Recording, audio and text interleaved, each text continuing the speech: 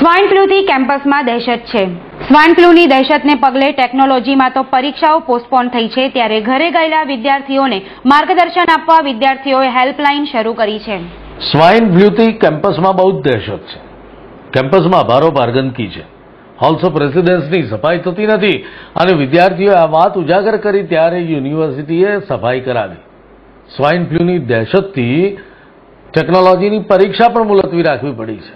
Hostel campus ખાલી થયો છે અને હોસ્ટેલ કેમ્પસમાં પરિસ્થિતિ કેવી છે એ સૌરાષ્ટ્ર બેઠા કે પછી અન્યત્ર બેઠા વિદ્યાર્થીઓ જાણી શકશે હેલ્પલાઇનના માધ્યમથી। આ હેલ્પલાઇન આજે શરૂ કરવામાં આવી।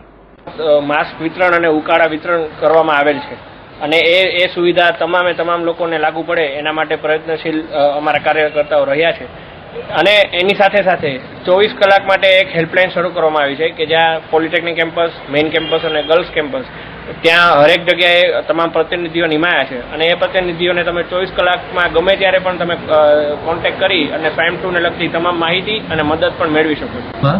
સ્વાઇન ફ્લૂ જે રીતે વાયરસ ફેલાઈ રહ્યો છે એમાં તકેદારીના પગલા રૂપે અમે તમામ ફેકલ્ટીઝ અને હોસ્ટેલ્સમાં સાફ સફાઈના આદેશ આપી દીધા છે।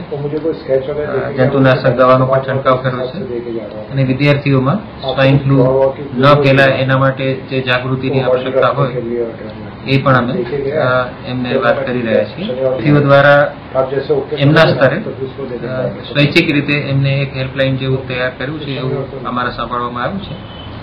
યુનિવર્સિટી અધિકૃત આ રીતે હેલ્પલાઇન નથી ચલાવી રહી, પરંતુ જો વિદ્યાર્થીઓ આ કરી રહ્યા હોય અને જો યોગ્ય દિશામાં એ જાગૃતિ ફેલાવતા હોય તો પણ એ આવકાર્ય પગલું છે।